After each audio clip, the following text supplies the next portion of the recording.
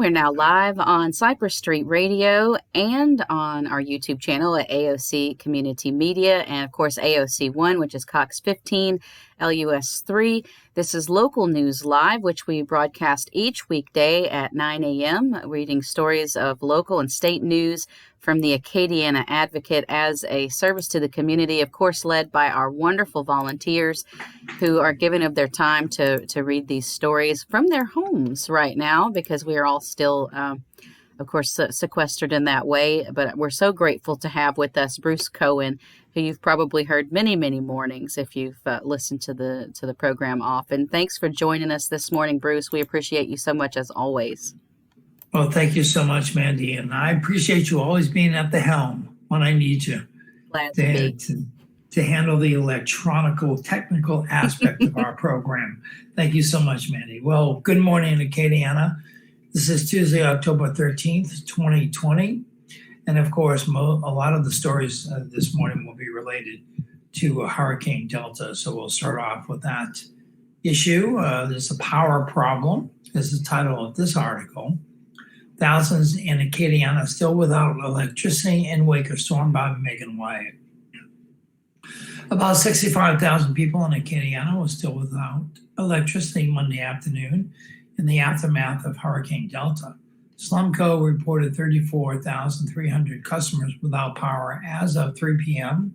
Monday in its service areas, which includes Acadia, Arroyos, Evangeline, Iberia, Lafayette, St. Landry, St. Martin, and Vermilion parishes. Entergy, which has customers across most of Louisiana, reported 24,127 outages across Acadiana, Iberia, Lafayette, St. Landry, St. Martin, and Vermilion parishes as of 5 p.m. Monday. Lafayette Utilities System, or LUS, which serves customers within the city limits, reported about 7,000 customers without power as of noon Monday. Spokespeople for all three providers said restoration efforts can seem slower at this point in the process. Companies focus on restoring power as quickly as possible to the greatest number of customers initially after a storm, then work their way down to more complex projects that will restore power to the fewest number of people. Slumco did not have an estimate on when electricity would be restored to all of its customers. At the peak, 98% of customers were without power, according to Slumco spokesperson Mary Laurent. We have not had a storm of this magnitude in several years, Laurent said. Every year we invest a lot of money into making sure our poles are sturdy and strong and charge them out if they need to be, but when a storm of this nature comes through, there's nothing you can do. We cannot go through and just haphazardly put it back up without making sure it's done right, especially because there's another storm out there. The Acadiana region hadn't seen a natural disaster cause this much widespread damage to utilities since Hurricane Lily in 2002, Lawrence said. After that storm, 100% of Slumco customers were without power at one point. Entergy estimates that all customers in Acadiana will have power restored by the end of this week. In Lafayette Parish, the company provided a breakdown by city. The majority of Youngsville and Scott customers can expect to have power restored by Tuesday, with a few extending into Wednesday. The majority of Broussard and Carencro customers can expect power to be restored by tomorrow, Wednesday, with a few extending into Thursday. The majority of Lafayette customers can expect power restored by Thursday, with a few extending into Friday. The majority of Doosan customers can expect power restored by Friday, with a few extending into Saturday. As you can imagine, as you move down, you start to get fewer and fewer customers without power, and the jobs become a little more complex, said Entergy Louisiana spokesperson David Freeze. Sometimes it's an easy fix, maybe replacing a fuse, and you can get a couple of customers back online. Oftentimes, a little more complicated and involves bringing in the specialized equipment, manual labor, and people's backyards. There's not a timeline for when all LUS customers are expected to have power restored, according to LUS spokesperson Alan Antonowicz. The major projects have been completed, and workers are now focusing on individual neighborhoods.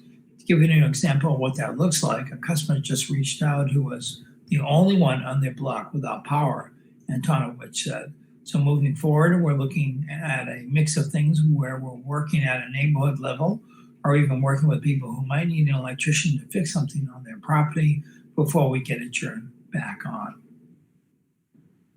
Local charities seeking tarps or other supplies. Second hurricane stretches resources by Ken Stickney, staff writer.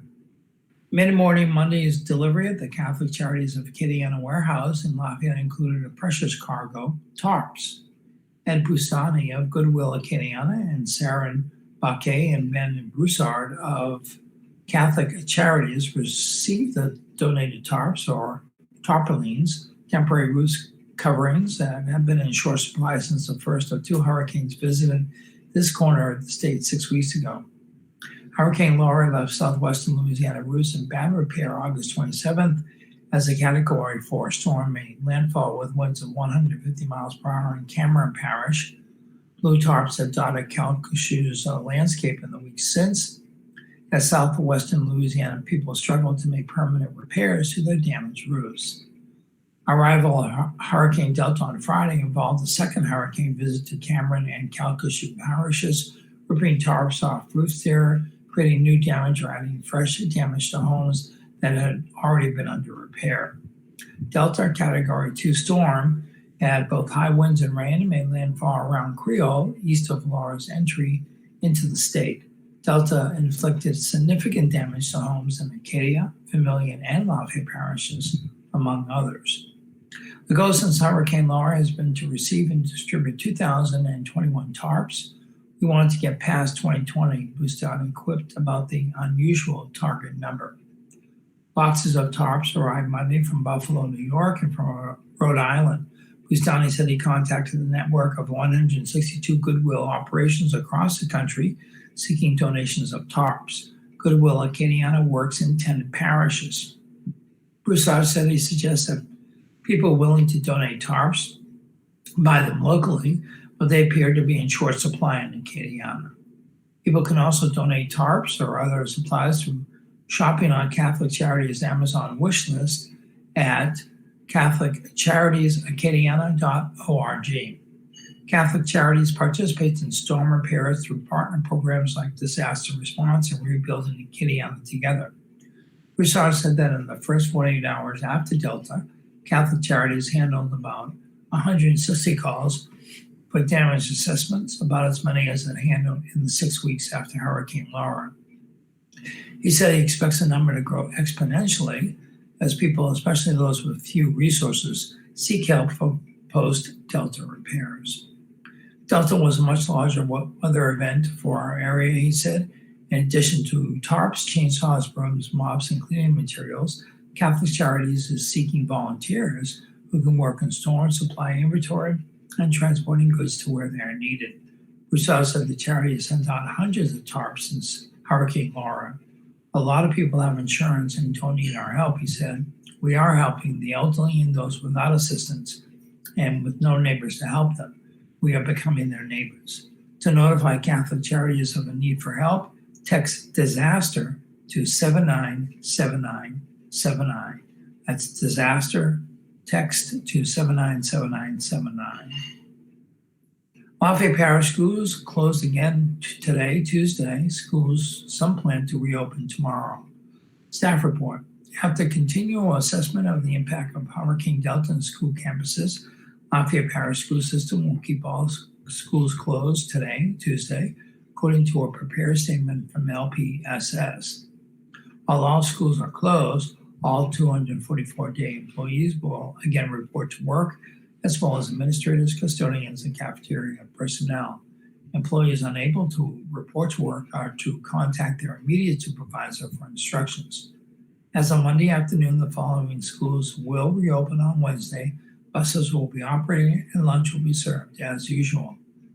Elementary schools: Marshall Billiard Elementary School, Alice Boucher Elementary, Broadmoor Elementary, Evangeline, J.W. Falk, J. Wallace James, Green Teen Linden, Live Oak, Corporal Michael Middlebrook, S.J. Montgomery, Myrtle Place, Prairie, Ridge, Westside, and Woodville Elementary Schools. In the middle schools, we have Acadiana Middle, LG Alamon, Parboro, Karen Crow, Judy's, Lafayette, Edgar Martin, Scott, and Youngsville. In the high school areas, you have Acadiana High School, Ove Como, Lafayette High, Northside High, David Thibodeau STEM and Magnet Academy. While the school system did not provide an assessment of damaged schools, the statement said any school not listed will remain closed because of either power outages or other maintenance issues. The following schools were not on the list released Monday: Barranco Elementary, Carrico Heights Elementary, Charles M. Burke Elementary, Tucson Elementary, Catherine Drexel Elementary, El Leo Judice Elementary, Osan Elementary, Milton Elementary and Middle, and Southside High LPSS will reassess the situation Tuesday afternoon. Students who are unable to attend school due to due to certain circumstances caused by Hurricane Delta should contact their school. Extenuating circumstances. There you go. Couldn't get it quite out that first time. SLCC at Acadiana Courthouse remained closed from storm. Staff report. South Louisiana Community College, or SLCC, classes will be canceled for a second consecutive day in the wake of Hurricane Delta. SLCC spokesperson Christine Payton says students at campuses in Acadia, St. Landry, and Vermilion parishes were dealing with widespread power issues Monday that threatened to carry over into Tuesday. While all campuses will be closed, essential services such as security, maintenance, and custodial must report to their respective campuses unless otherwise directed by the departmental supervisor, SLCC said in a statement. Various departmental personnel throughout the college may need to report to their respective campuses due to workload demands and priority deadlines. Such employees would only report as directed by their department supervisor with clearance from the respective vice chancellor. Follow the college's website, its official social media accounts, and check your college emails for updates at campus advise faculty, students, and staff. Payton said SLCC has not altered its calendar this semester and has built-in time in which to make up missed days. Entergy said it had 4,323 outages in Vermilion, 7,015 in St. Landry, and 6,402 outages in Acadia on Monday at mid-morning. In addition, the Acadia Parish Courthouse will be closed for court business on Tuesday and Wednesday and is expected to reopen on Thursday, according to an order signed by Marilyn Castile, Chief Judge for the 15th Judicial District. Court operations, including the clerk of court offices in the Lafayette and Vermilion Parish courthouses, will reopen at 8:30 a.m. on Tuesday. I'm sorry, that's Marilyn Castile, Chief Judge for the 15th Judicial District. Okay, let's go to our first PSA for the morning. Today is a final day to register online to vote in the November 3rd election. This is a very important PSA. Secretary of State Kyle Ardoin is reminding Louisianians that Tuesday, October 13th, today, is the online registration deadline for the November 3rd presidential general and congressional primary election. This deadline is for citizens who are unregistered, as well as registered voters who would like to make changes to the registration party. They want to change from Democrat to Republican or Republican to Democrat. Citizens can change the registration or register to vote online at www.govote. That's GEAUX of vote.com. I believe the G is uppercase and the V is uppercase. In order to submit electronically, a Louisiana driver's license or a Louisiana special ID card must be used, just like if you were going to vote if you're going to vote in person at your respective precinct or poll. After registering, voters should download the Go Vote mobile smartphone app, which provides registration information as well as voting districts, sample ballots, polling place information, and election results. Voters may also utilize the virtual voter assistant, GoVote, that's GEAUX VOT, to access pertinent election information such as registration deadlines, election dates, polling locations, and hours. GoBot is accessible by visiting voteportal.sos.la.gov or by selecting elections and voting on sos.la.gov. Early voting for the November 3rd election is scheduled for Friday, October 16th. That's this coming Friday through Tuesday, October 27th, excluding Sundays from 8 a.m. to 7 p.m. For more information, contact the Elections Division by calling 1-800-883-2805 or emailing elections@sos.la.gov. Okay, getting back into the news. She was a warrior. Well-known New Iberia animal rescuer dies in fire after Hurricane Delta by Megan White. Louisiana animal rights advocates are mourning the loss of one of their biggest champions following a weekend house fire related to Hurricane Delta. Judy Neal, 70, died in the fire, which was sparked early Sunday morning by a natural gas leak in the aftermath of Hurricane Delta, according to the Louisiana Department of Health. Neal's partner, Mark Cunningham, was hospitalized after suffering serious injuries in the fire. Neal was the second fatality attributed to the storm. An 86-year-old St. Martin Parish man was killed Sunday in a fire that investigators said was caused by improper generator operation. Many of the 30 deaths reported in the aftermath of Hurricane Laura were also related to generators, as well as clearing trees and limbs from homes and businesses. It is unclear how many of Neal's pets also died in the blaze, although friends confirmed that Neal's beloved sidekick, a mutt named Marvin, was among the victims. He was the ugliest, scrunchiest looking mutt you've ever seen, said friend and fellow rescue worker Elaine Kilgore, but that dog adored her and she adored him. Marvin was always at Neal's side as she transported animals in her van, which was known as the Critter Getter. Neal and her sidekick didn't just travel across the state to find homes for cats and dogs, otherwise would face euthanasia. They also traveled across the country. I can't even begin to tell you how many miles she really traveled, said Stacy Alleman McKnight, director of the Point Coupé Parish Animal Shelter. When I went to New York a couple of years ago, Judy was up there doing a pet rescue. All I could do was laugh. I just can't tell you how many times I looked around and there was Judy. Neal, a retired nurse, devoted herself to rescue and transport work in retirement. Cunningham, a retired pilot, also helped with her rescue work for a time. Neal was also an advocate for and coach of Alcoholics Anonymous. Those who work closely with Neal estimate that she rescued several thousand, perhaps tens of thousands of animals. She was a warrior for these animals, said Christy Russell, a Baton Rouge-based woman with a cat rescue operation called Outlaw Kitties. She was a selfless person who lived for this. I don't even know how she'll be replaced. One of Russell's own pets, a cat named Baby, was one of Neal's rescues from the New Iberia area. Kilgore, who rescues border collies and Australian shepherds in the Denham Springs area, said Neal's top concern was always the welfare of the animals she rescued. She'd always go to the rescues she knew and trusted, Kilgore said. She wouldn't just give an animal to someone who wanted a dog. She'd check it out and make sure they were doing good rescues. It was always about the dogs. Every time Neal would find an old beat-up collar on an abandoned pet, she would take it off and hang it on the wall of her barn, which was also lost in the fire. Those who worked closely with her thought back fondly on her sometimes demanding nature. She was always very outspoken, Russell said. She didn't mind speaking or stepping on toes. If she learned that someone would be traveling for any reason, Neal was ready to load up that person's vehicle with animals to transfer them to other rescue facilities.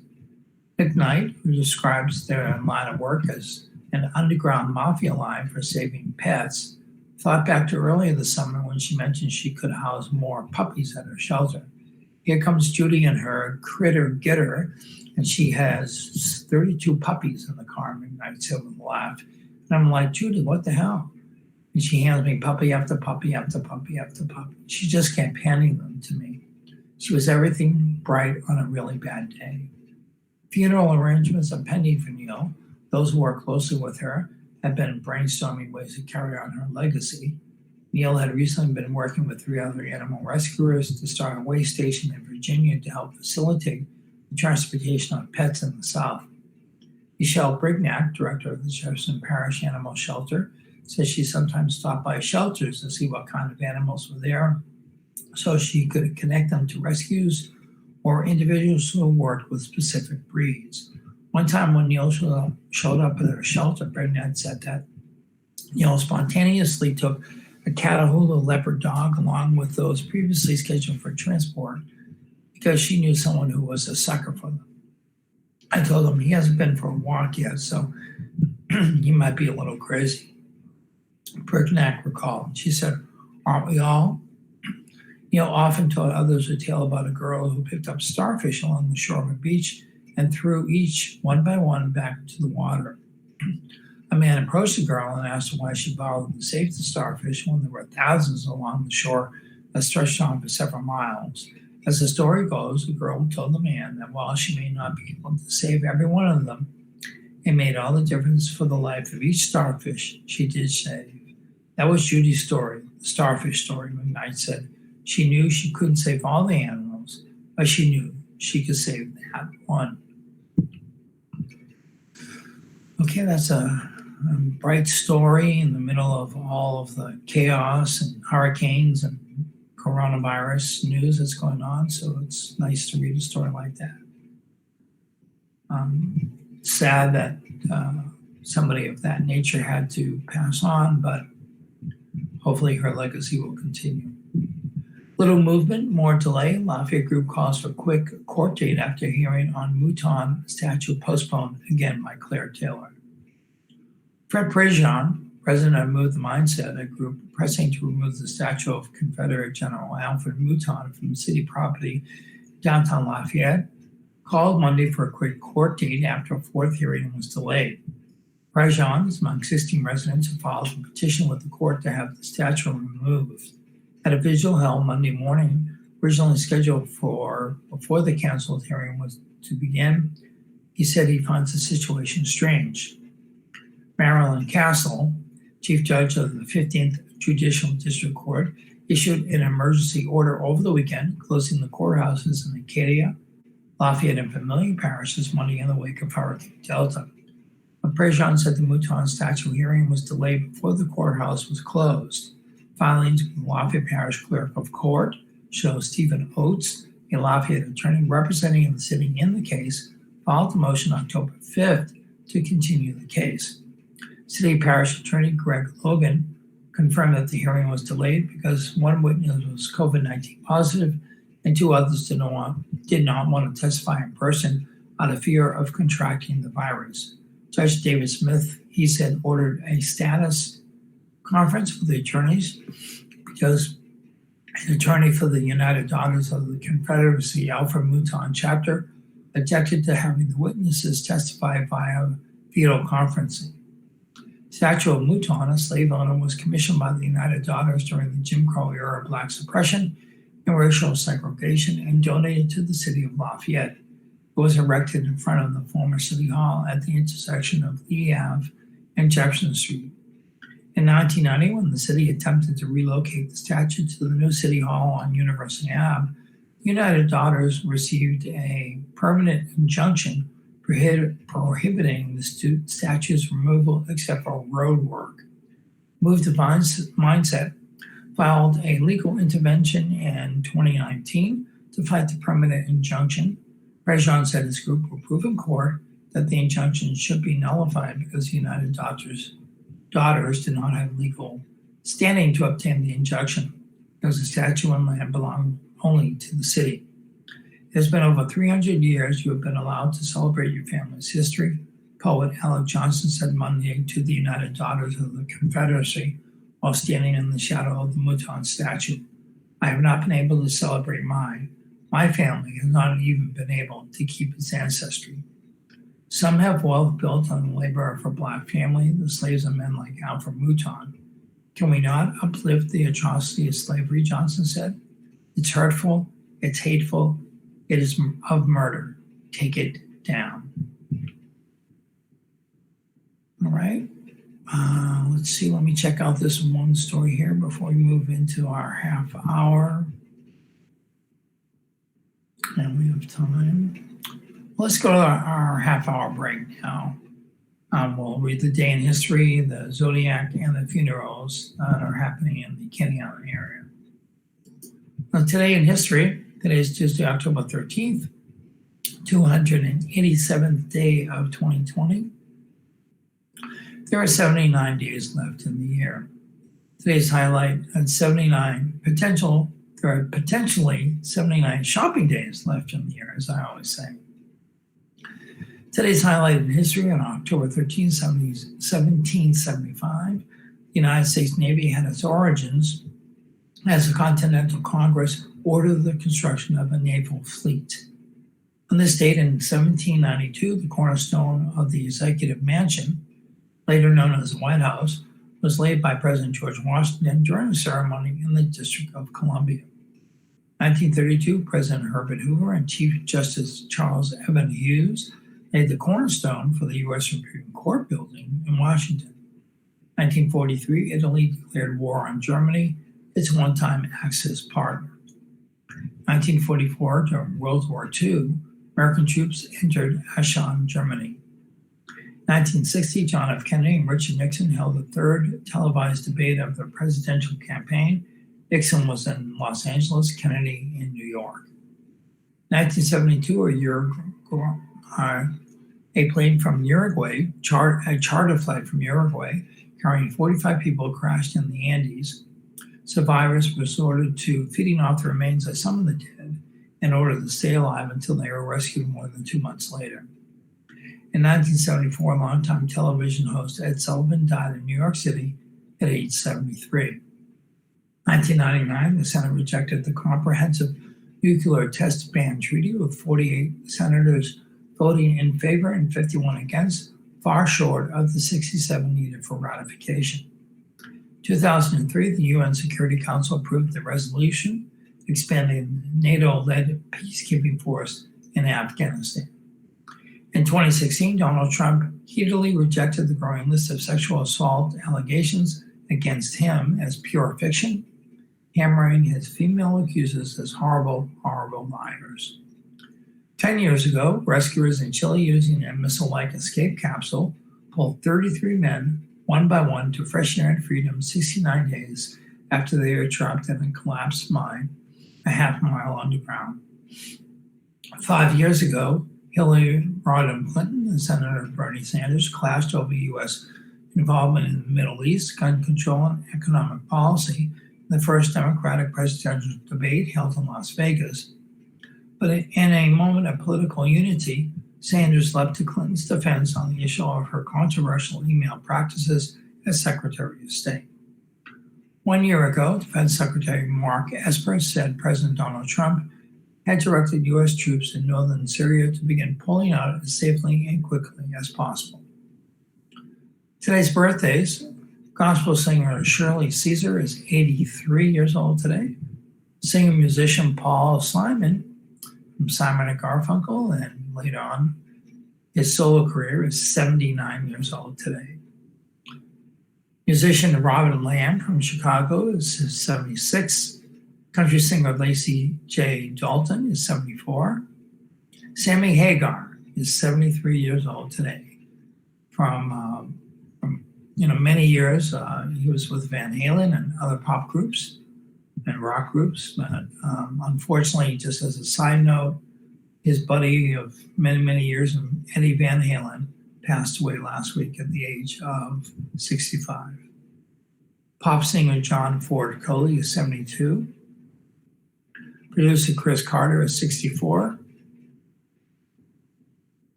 Singer and TV personality Marie Osmond is 61 years old today. NBA coach Doc Rivers is 59. College and Pro Football Hall of Famer Jerry Rice is 58 today. Country singer John Wiggins is 58. Actor Kate Walsh is 53. Actor Tisha Campbell Martin is 52. And country singer Rhett Atkins is 51 years old today, along with classical crossover singer Paul Potts, 50 years old today. Okay, let's go into our zodiac, or horoscope, as I refer to it. For your Libras out there, September 23rd through October 23rd, frustration and anger won't help you solve problems or get ahead. Expand your mind, restructure your plans, and distance yourself from situations that are holding you back. Scorpios, October 24th, November 22nd. Last minute change will favor you. Your patience, consistency, and honesty will encourage others to support your efforts. Don't give up or give in. Clear up an emotional situation with an honest discussion. Sagittarius, November 23rd through December 21st. Keep your thoughts to yourself and focus on your responsibilities. Leave nothing to chance or in someone else's hands. A moderate approach and a tight budget will help you stay on track. That's my wife's birth sign. Capricorn, December 22nd through January 19th, my oldest son's birth sign. Discuss your intentions before you take action. Suggestions you receive will affect the way you proceed. A joint venture and a financial gain look promising. Aim to make personal improvements. Aquarius, keep your money at January 20th through February 19th. Keep your money and possessions out of sight. An intelligent approach will be more effective than getting into a dispute over something that has already happened. Choose your words wisely. Pisces, February 20th through March 20th. Stand your ground and get things done. The changes you suggest will draw attention as well as encourage exciting offers. Expect a financial change, gift, or proposal to come your way. Aries, March 21st through April 19th. The better prepared you are, the less aggravated you will become. Stay calm and focus on what you want to accomplish. Don't take offense if someone is difficult. Keep the peace. Taurus, April 20th through May 20th. Make a change that will give you the boost you need to try something new. Discuss your intentions with someone close to you for an insightful exchange. Gemini, May 21st through June 20th. It's my younger son's birth sign. Think twice before you get involved in someone's business. Protect your reputation, stick to your principles, and avoid compromising situations. Avoid gossip.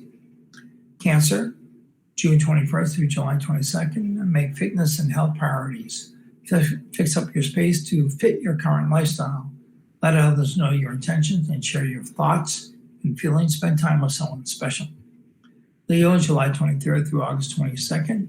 Take time to do your own thing. You cannot buy love, respect, or loyalty. If someone tries to manipulate you, know enough to walk away, concentrate on personal gains. And finally, Virgo, my birth sign, August 23rd through September 22nd.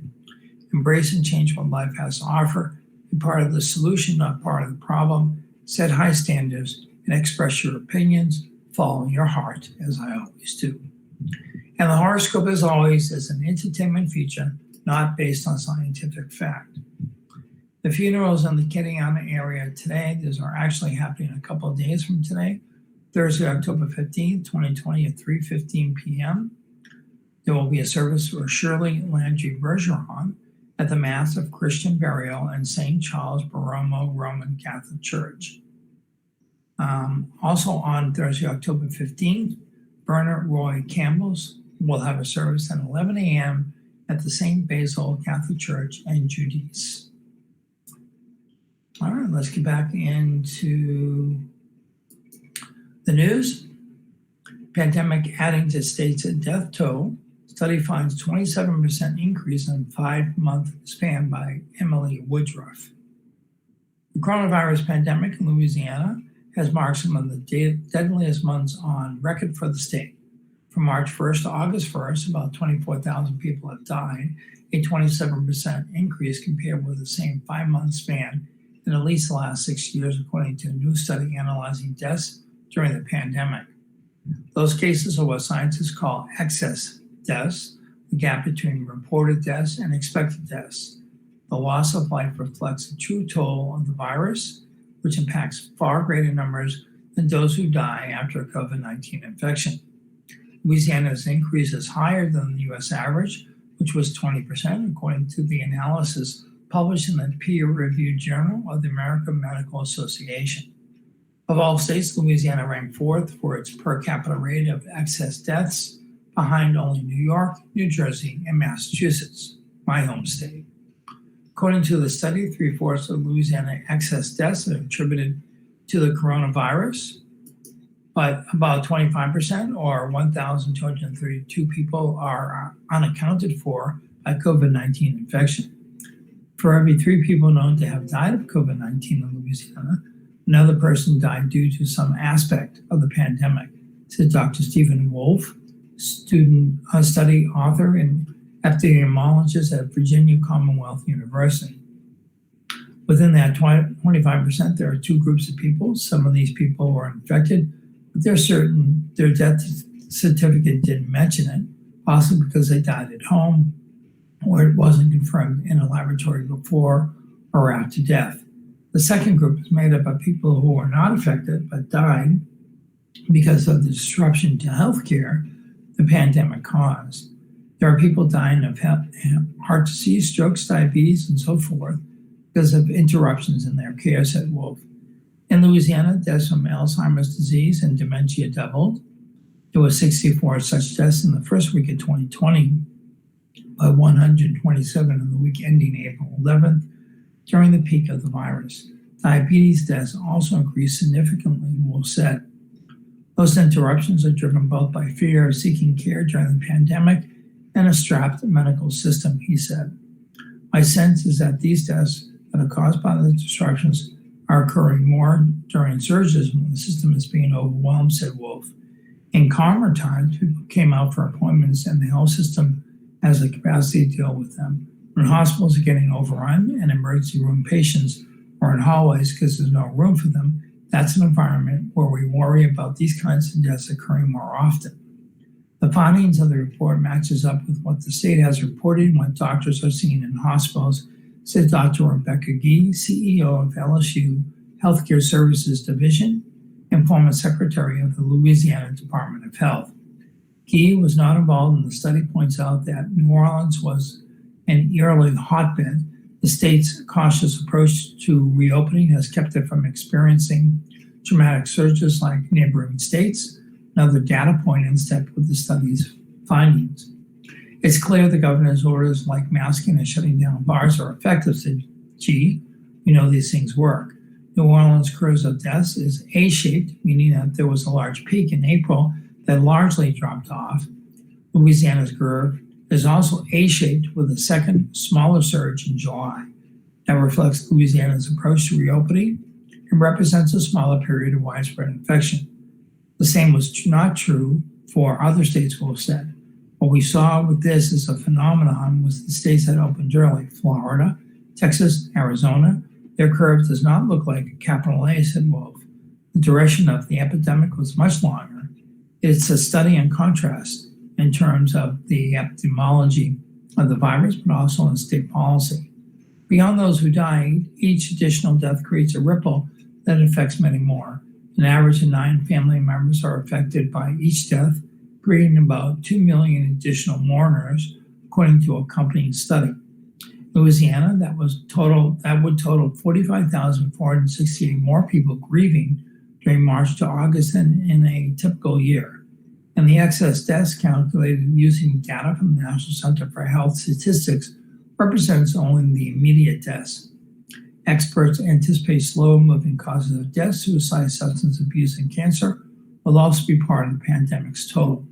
We're certainly seeing people increasing substance abuse as a result of anxiety and depression, Gee said. Cancer deaths do not occur quickly. We know routine colonoscopies and mammograms were canceled for several months. We might see worse cancer outcomes or a later stage of diagnosis. If the trend continues, experts expect 400,000 excess deaths in the U.S. by the end of 2020, according to an editorial by the editor-in-chief of JAMA. That's approximately how many American lives were lost in World War II. The numbers, both coronavirus deaths and the indirect deaths, depend on behavior. We could lower that number, said Wolf. Deaths from other causes make it important for people who have warning signs like chest pain and symptoms that could be a stroke to not hesitate to call 911. We don't want them to be part of that statistic. Lake Charles Refineries lay off 69. Calcasieu Refining Cities Pandemic's Effects on Industry by Adam Daigle, Acadiana business editor. L.A. Charles Refining will lay off 69 employees later this year due to the effects of COVID-19, company officials announced last week. Calcasieu Refining Company will enact the layoffs December 1st, but have given affected employees 60 days notice. President and CEO Russ Wilmon wrote in the company's Workforce Adjustment and Training Notification Act letter dated October 2nd to city and state work officials. CRC, a small independent refinery located on the city's south side, will bring back displaced employees as soon as it is economically feasible to do so, Wilmon wrote.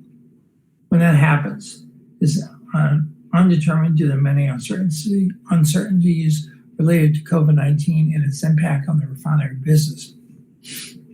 Of the 69 employees let go, 22 are classified as operators. Others had various job classifications. The development comes after CRC, which has a capacity to process about 135,500 barrels of crude oil each day, was idled in mid-August before Category 4 Hurricane Laura. It suffered moderate to severe damage from the storm. The refinery makes liquefied petroleum gas, naphtha, kerosene, and diesel, which are transported for sale by barge, pipeline, and tanker truck. The plant itself runs on a natural gas or a mixture of gas and refinery fuel gas. Global fuel demand has plummeted with the stay-at-home orders imposed to fight the coronavirus pandemic. Calcasieu Refining is a subsidiary of Trans World Oil USA, Inc., with corporate offices in Houston and incorporated in Bermuda. There is a special session of the 2020 legislature. House OK's bid to halt enforcement of virus rules by Will Centel. Louisiana House on Monday approved a resolution that would suspend the ability of State Fire Marshal to enforce Governor John Bel Edwards' anti-coronavirus rules. The proposal, House Concurrent Resolution 13, cleared the House 62-33. The governor does not have the power to delegate his emergency powers that we gave him to the fire marshal, said House GOP leader Blake Miguez of ERAF, sponsor of the resolution. The suspension would last for 60 days after the completion of the special session, which can last until 6 p.m. on October 27th. Miguez, under questioning by State Representative Stephanie Hilferty, Republican from Metairie, conceded that the state fire marshal has not closed any businesses, but he has threatened permits in conjunction with other state agencies, Miguez replied. He said fire marshal officials have visited about 700 businesses checking for violations and set up a 3-strike system in which after 3 violations, business owners face criminal misdemeanor charges. It is time to open the entrepreneurial spirit of Louisiana, Miguez says. This is just one of the many instruments. Hilferty disagreed. I feel like HCR 13 is casting them in the light that they are a nefarious actor, she said of officials in the State Fire Marshal's office. The State Fire Marshal has largely taken a hands-off approach in carrying out the governor's rules aimed at stemming the number of coronavirus cases. State Office of Alcohol and Tobacco Control or the Louisiana Department of Health are agencies that issue penalties which can range from suspension of alcoholic licenses to orders to close.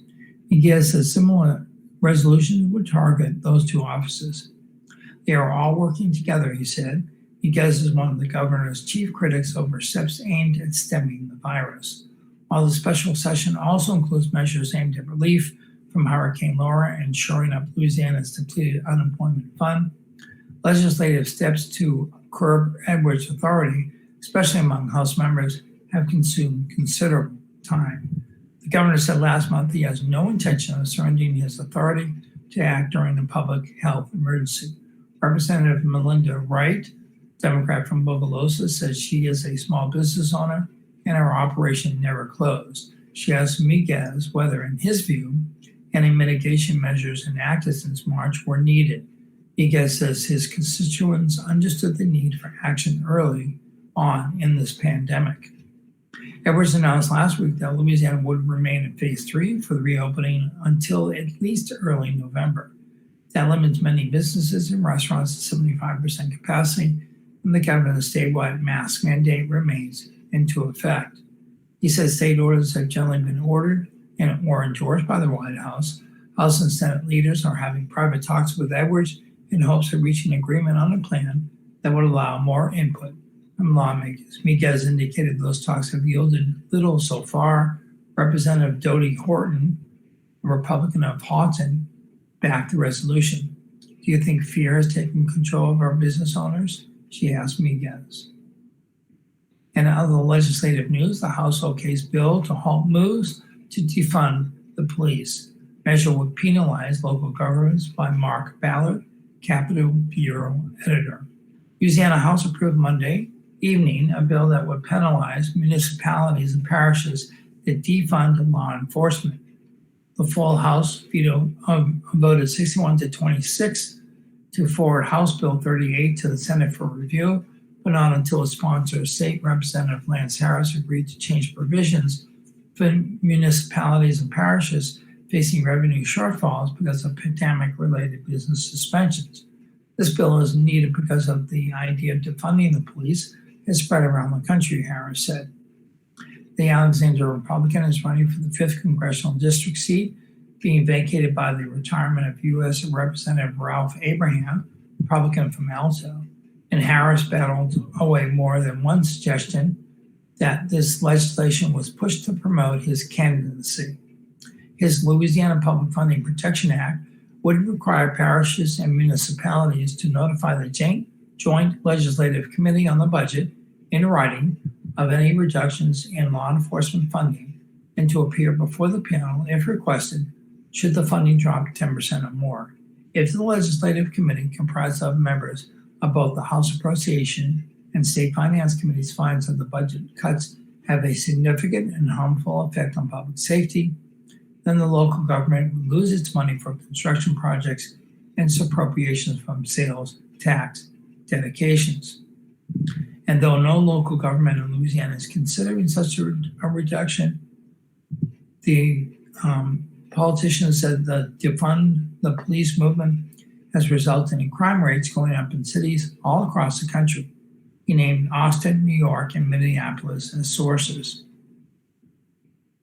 Some of the protests questioned the amount of money spent by police, for instance, of military-style weapons, equipment, and training. Defund the police means redirecting money from some of the more physically aggressive policies to programs such as training to de-escalate situations or better handle mentally ill people. But in a political setting, defund the police for many Republicans has been interpreted as shutting down law enforcement altogether.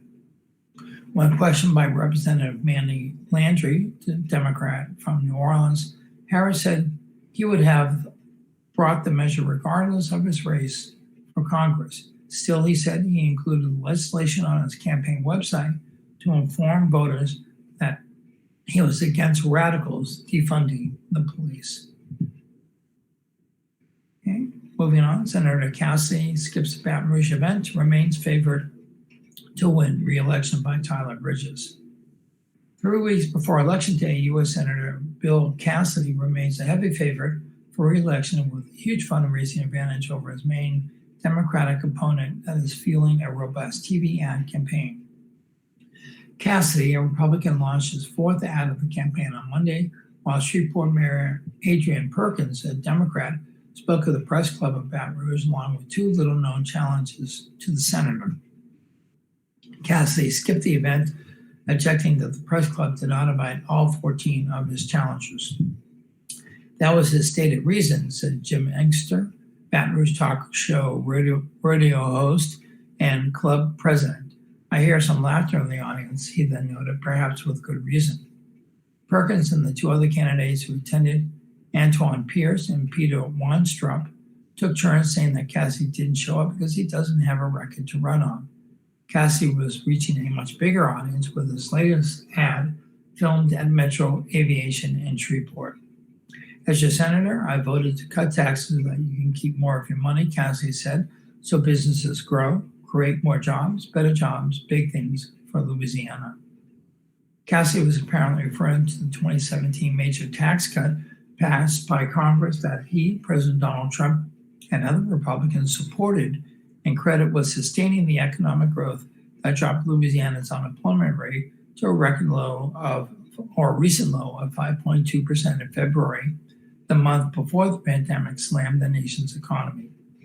In the ad, Cassie doesn't mention the independent analysis of the tax cut report, such as one by Urban Brookings Tax Policy Center, says that it showered its biggest benefits on corporations and the wealthy. He also doesn't mention the impact of the tax cut on the country's budget deficit, which the nonpartisan Congressional Budget Office estimated in February 19 will cause $1.8 trillion in additional deficits by 2028. Perkins, Pierce, and Weintraub all criticize Cassie's vote.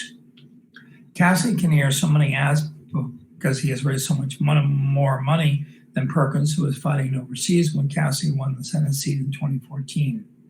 Through June 30th, Cassie has raised $9.1 million since 2015, including $525,000 during the second quarter of this year. He had $6 million on hand through June 30th.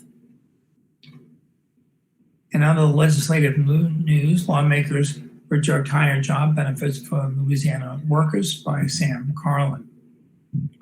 As Louisiana takes on federal debt to pay unemployment benefits after running out of money in the jobless fund, lawmakers on Monday rejected a proposal to boost benefits to jobless workers by $100 a week, while advancing measures to suspend benefit cuts and tax hikes on businesses that typically help replenish the fund.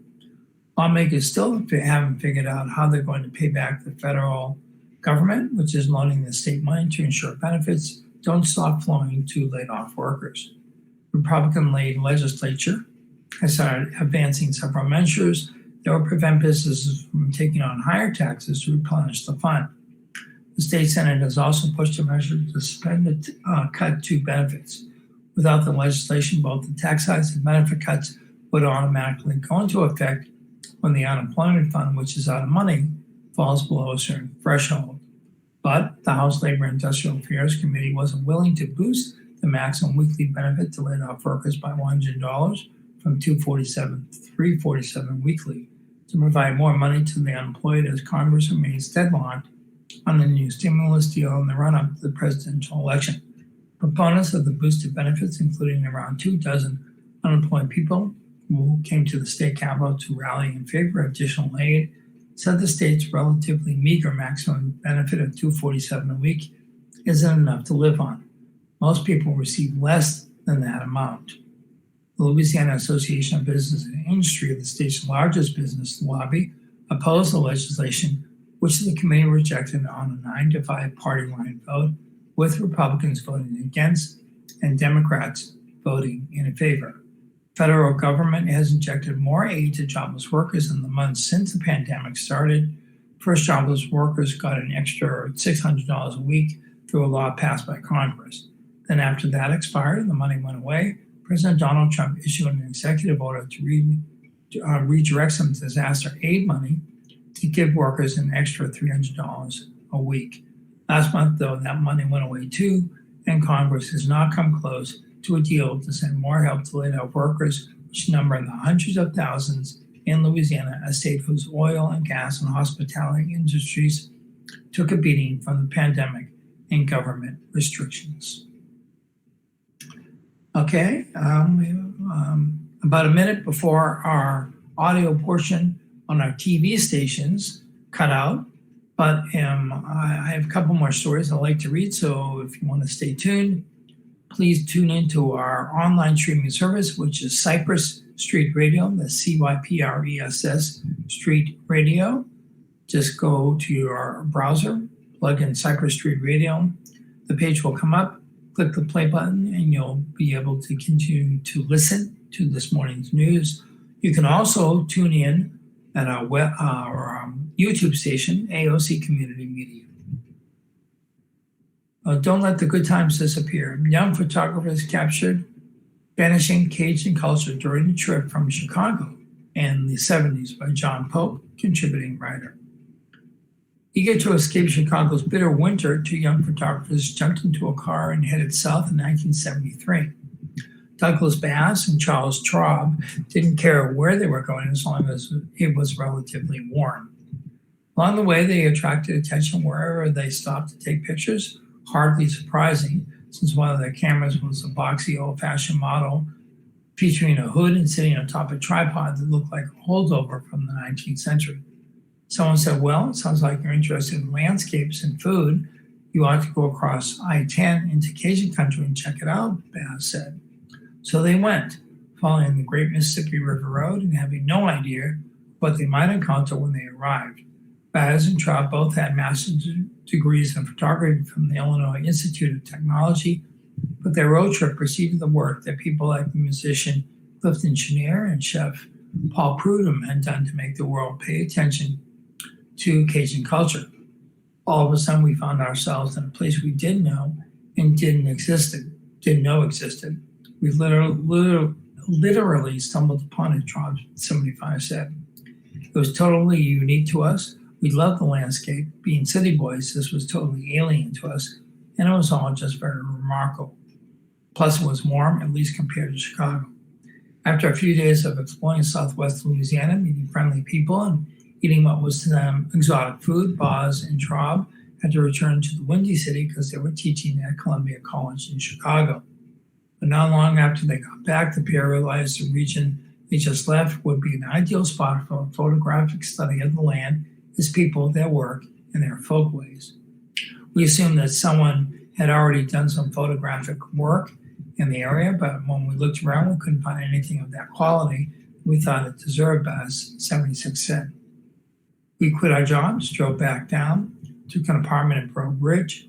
We turned the bathroom into a dark room and proceeded to photograph every day. Images from their 6-month exploration, culled from about 3,300 prints, makes up Cajun Document Acadiana, 1973 to 74, at the Historic New Orleans Collection at 520 Royal Street in New Orleans. 150 photographs will be on view through January 17th. These are among the indelible images. Edward Broussard, his arms held high in sheer joy, surrendering to the music, as he two-steps at La Poussière and Breaux Bridge. A solemn couple looking like the people of Grant Wood's American Gothic, standing side by side on their land in Vermilion Parish. An unnamed woman calmly holding a rooster she's about to slaughter.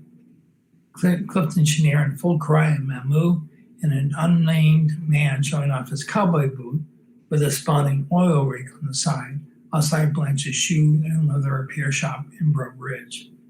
We were embraced totally because we showed interest in the people, the culture, the food, and the music, said Traub, the chairman and founder of a master's degree program in photography, video, and related media at the School of Visual Arts in New York City.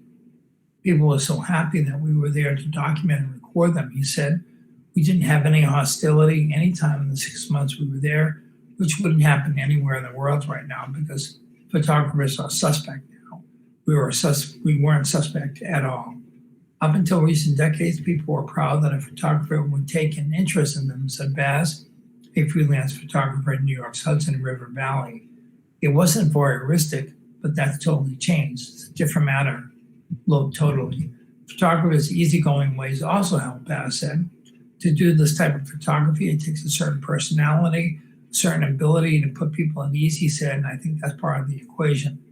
They took it all in, going to a hog butchery known as a boucherie, complete with music and the Courrier de Mardi Gras, which brightly costumed men on horseback roamed the countryside drinking and community good-natured mayhem. They photographed trappers and fishers and people in their shops, and then they went to dance halls. That was one of the things that we loved so much, to go to those Saturday night dances with Cajun music in pretty much a bare-bones space. And there will be 3 generations there, grandparents, parents, and children, Bass said. Even in the 70s, that wasn't happening anywhere near where we had lived.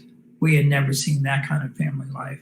John H. Lawrence, the exhibitor's curator, first heard of Baz and Traub's work during a 1980 business trip to New York City. About 30 of their Cajun pictures were featured during the collection's 2009 symposium on Acadiana.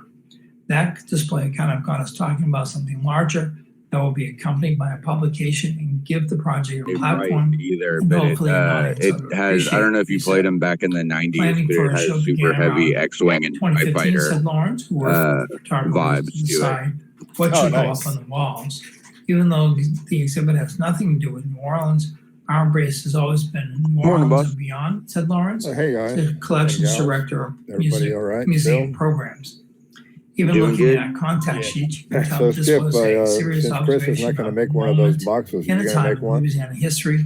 And so it just Well, seemed I don't have an like just ATEM working mini, in a so. large Louisiana We audience. get you an ATEM mini No if you get photograph is Adam over at the credible library to because both 3D men print brought the all that project stuff. I as think a that's a super collaborative cool venture. little box. Size Trump Well, Chris said, has a after 3D 50 printer years, too, neither man so. can remember who shot what. Well, We went maybe to you can everything together. incorporate him We into switched the cameras between us. into the scheme. Size That's a pretty Trump sweet said, little deal. We That's came for from sure. similar training. Eventually, our visions Morning, Matt and yielded Booze. together.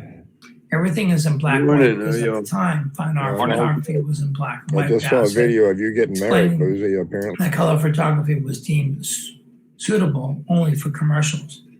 There was a practical reason too, Traub said.